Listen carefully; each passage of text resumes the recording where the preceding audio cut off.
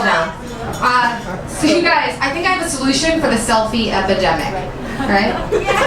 Right? What we need is a scare tactic. You know, like, when I see like these anti-texting and like driving commercials, you know what I mean? Like, and you see like they show teenagers getting into awful car accidents. Like, I think that's a little extreme, but it's effective, right? So what I submit is that the next time a chick goes into the bathroom of a club to take a photo of herself, the dude from Scream pops up behind her. So it's like she's looking to like an evil, haunted, you know, like mirror. But like, the gimmick here is that he's actually there. And then he kills her. Plot twist. So holy hell, it's hot out, right? Crazy hot, right? And like, people do crazy things in this kind of heat. Like for me, like, it's been so hot out lately that I've been drinking water as if it was whiskey. It's like a catch-up joke. And like, you guys are all gonna wake up in the middle of the night like laughing hysterically and not understand why. Because it's a joke. So my boyfriend and I like to role play. By the way, it's nothing like kinky or saucy. It's actually just like cutesy stuff. Like, he'll pretend to like be a tree. And like I'll pretend to be a monkey and like I'll climb him, or like we'll pretend to be like big and little penguins and I'll like step on his feet and we'll like kind of like waddle around the apartment.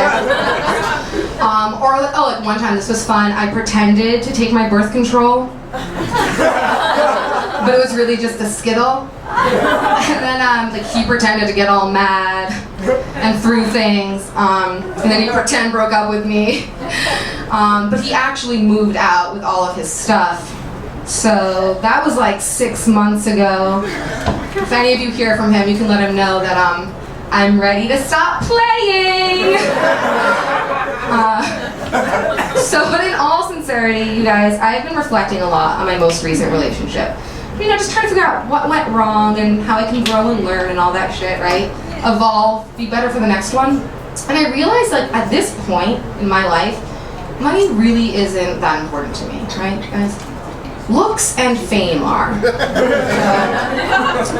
Figuring it out. I have a friend who's a waitress. She's a new friend, but she's been telling me some like crazy stories about her job. And yesterday she was like, I was waiting on this table of all Jewish people, and I was like, oh, stop right there. Let me guess. They didn't tip, right?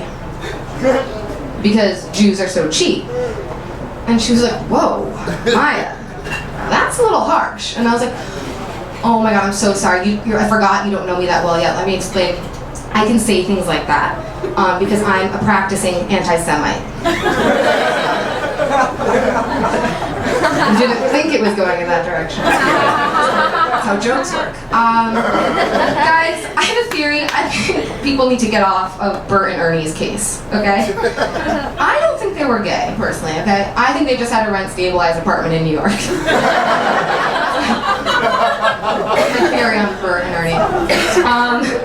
Something I don't really understand is like when you're filling out a form online to like order something or register for something, and they have all those extra tabs of information you can leave, but it's optional. Like, who in this crazed, chaotic, stress-driven city, after writing out like 3 pages of useless, ridiculous information, just so they can get half off a Cuban sandwich next December 13th between the hours of 12 and 12:30, is like, wait, did I remember to leave my social security number, bra size, and shower schedule? Okay, rectify that. Like, do people think if they leave this extra information, someone on the other end is gonna find it really cute and like call them and ask them out? Like, what?